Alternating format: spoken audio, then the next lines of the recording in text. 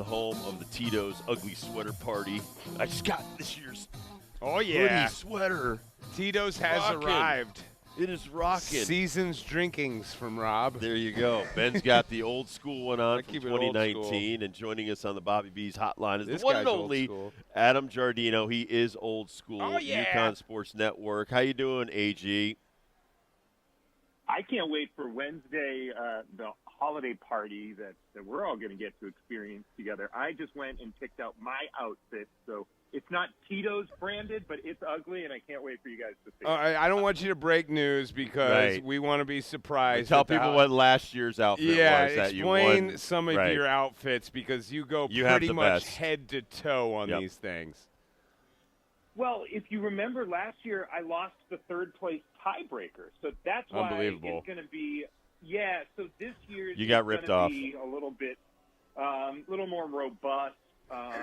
Unintentionally, there might be some more leg showing than I really like. But it's going to be it'll be fine. Yeah, usually it's the full suit and tie affair, Christmas themed, but no, we're mixing it up this year. Excellent stuff. Well, I can't wait to see that. Can't wait to see you. Let's start with some cold weather stuff. Let's start on the ice. Now, last I heard, Boston College went down to UConn hockey, and they lost. Now, last I saw, UConn and Boston College met up again. What I see, an overtime loss for UConn, so got another point against Boston College. But explain to me what's going on with the ice bus as we currently sit here at the beginning of December. Yeah, they're in an interesting spot. So obviously, the only goal that they scored, they're down 1-0 in the second period. Then they scored a shorthanded goal, which is their fifth shorty of the year. And we haven't had many broadcasts to get caught up on. So I got to go back. But 5 shorthanded goals. I mean, at this stage of the season, it's unheard of for UConn. Right. I can't remember the last time. Certainly in my 7 years of hands-on covering the team, they haven't had 5 in a year. So. Here we are 15 games into the season with 5 shorthanded goals. Pretty impressive. Losing overtime, yes. It's not great in the sense that for the pairwise formula, so the RPI of the college hockey world, the pairwise, it doesn't help. It counts as a loss. It doesn't count as anything positive for you. So they are 7-7-1 overall this season. You get a point in the Hockey East play, but it's just a little bit of a bummer. They're sitting at 18th right now in the pairwise. And what they have coming up next is, they've got 3 weeks off, and then they go out to Wisconsin to take on Alaska Fairbanks, and then the next day they'll play the winner or loser of Wisconsin Ferris State. And frankly, that's not a great situation in the sense that none of those teams are ranked that highly in the pairwise. And so UConn's number 18. And then the 3 teams they're going to play, they're either number 34, 42, or 59. So you really put yourself in a spot where you got to come out of Wisconsin with 2 wins, which is not an easy thing to say, but it's just the way the math is working right now. It's 7-7-1. Yeah, so the Quick Trip Holiday Face-Off December 28th against Alaska. That's a long way for Alaska to come to play in this tournament as well. And UConn in the last few years has been getting teams coming across the country to play them. Talk about Alaska. Do you know anything about their hockey team and some of the other teams that are in this? Well, so yeah, I mean, and when we talk about the pairwise and that there are about 60 teams in college hockey, so when you say, Ferris State is number 59 in the country, what's the equivalent? That's, obviously college hockey is a more even playing field than college basketball, but UConn men's basketball can't lose to, Maryland Eastern Shore. And this is basically the equivalent of that on the ice if UConn and Ferris State need to play on that second day of the tournament.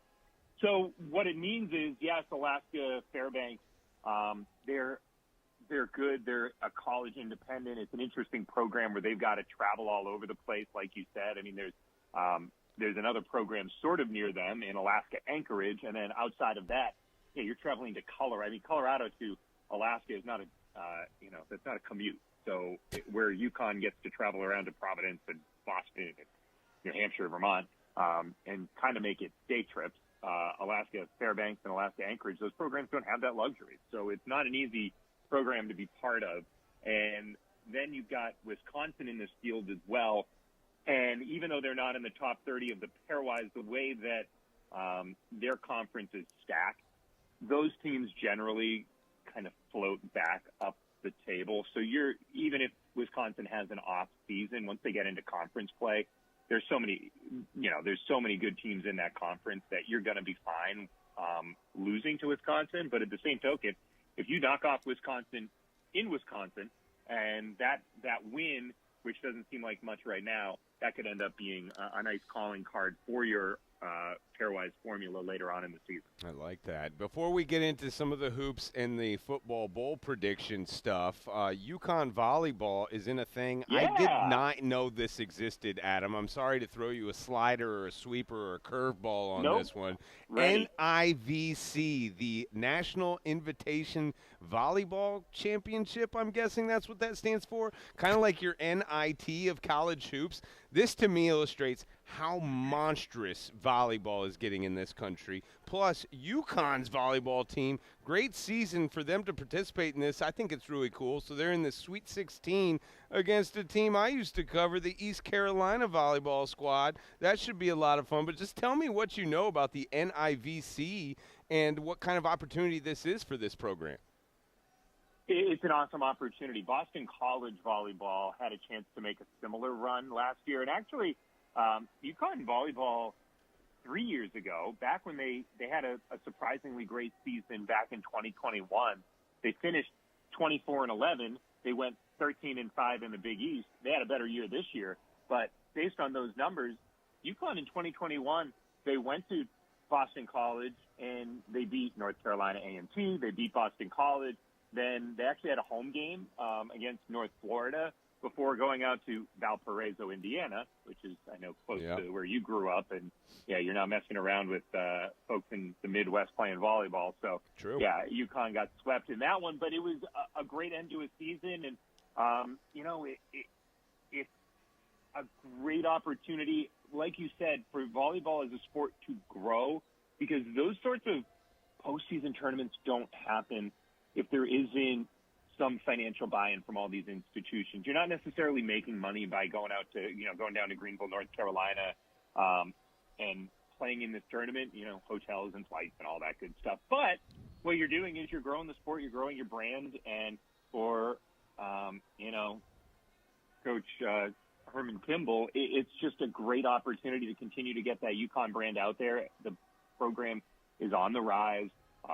I think the Big East is close to being a three-bid league eventually. Right now it's Marquette and Creighton, who are both seated very high in the national tournament. And so I think that UConn is just, the more that they show in this, that'll only get them more credibility going into next year. So if they have another year like they did this year, I think the selection committee and the NCAA tournament might go, oh, okay, yeah, like this is a program that's been pretty good. Maybe we do give them a shot as a third team coming out of the Big East Conference. Talking to Adam Giardino, UConn Sports Network.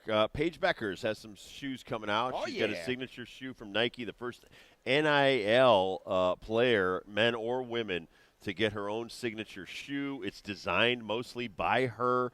We talked to Aubrey Griffin. I talked to her off the air about this. I didn't want to put her on the spot, but what's the buzz around Paige Beckers and you being an alum?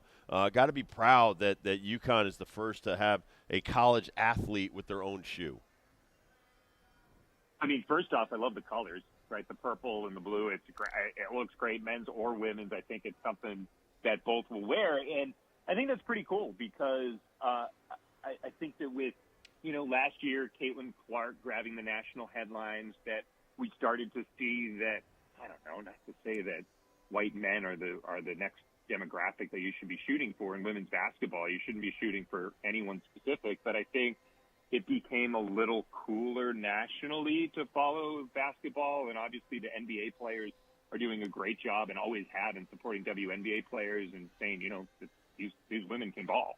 And I think that just having a shoe out there that, yeah, sure, I'm biased. I'm a UConn person, but I'm looking at that shoe and I'm thinking, heck yeah, like that's, bright blue, purple, like I'm in. I'd wear that. So I think that it's just the next step in what we're seeing in the growth of women's athletics, and it feels organic. And I love the fact that it probably wasn't designed by Paige Beckers to say, all right, yeah, we need to get men in on this. I think it's just a shoe that she loves, and I think it's going to work really well. And just really cool that it's one more step where UConn continues to be part of the forefront of embracing and growing women's athletics. Adam, you're not alone on that. I told Dibs I'd wear those shoes. We I got in will this too. conversation as well. The big heck thing, yeah. Saturday, Louisville.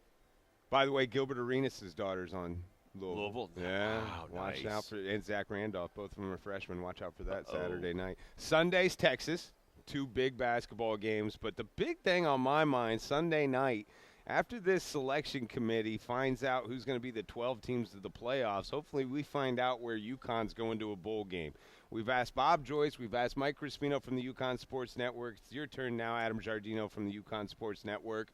Where do you predict, or what do you want? Both of those boys want to play a Power 4 team, a big school, really no destination in mind. I would love one of these 2 baseball venues. I know it's close to here, but still I think it'd be cool to play in Fenway or Yankee Stadium with this Jim Mora bunch. But what say you, sir? Is there a prediction, or is there a want, need, desire of where UConn's football team will be playing in a bowl game after Sunday's announcement? Well, unfortunately, yesterday it was announced that Buffalo and Liberty will be playing in the 2024 Bahamas Bowl, so that's off the table. Cancel so that. Nassau, Bahamas. Yep. Yeah. That would have been a cool We're done there. Bob's already been to the Bahamas. Right. I've already been to Maui, so I guess it's all right. I'm the only one we've been stuck in the cold weather, guys. Yep. Other than that, I think it's funny. I mean, I think all along with these projections, it's so hard with projecting this kind of stuff because – it's one domino falls in a different direction, and then all of a sudden, it's just anyone's guess. And obviously, it feels like the Myrtle Beach Bowl, the Boca Raton Bowl, a couple of places. One, we've been to Myrtle Beach 2 years ago as a program. Right. And then next year, they'll be playing at FAU, so they'll be playing it at that stadium. I think just selfishly, you hope, okay, probably not one of those.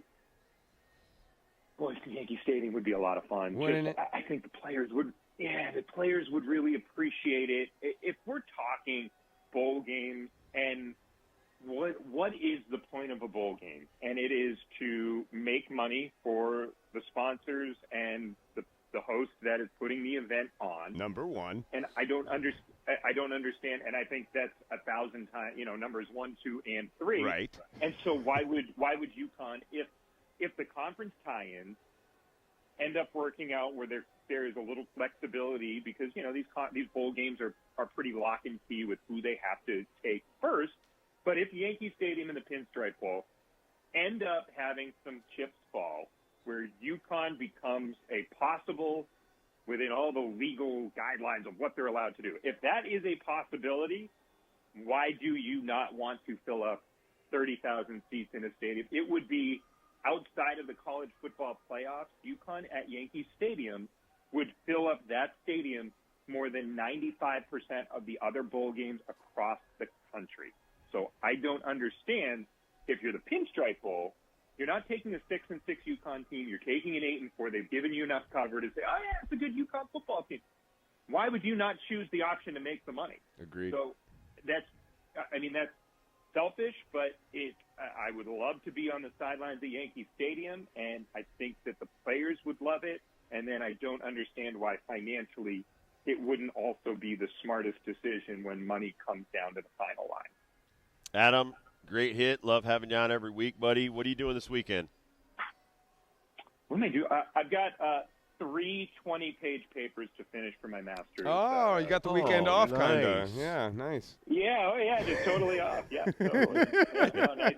Nice and light. So I'm going to get back to writing some papers, and you won't see me crack daylight until Wednesday morning. So we're good.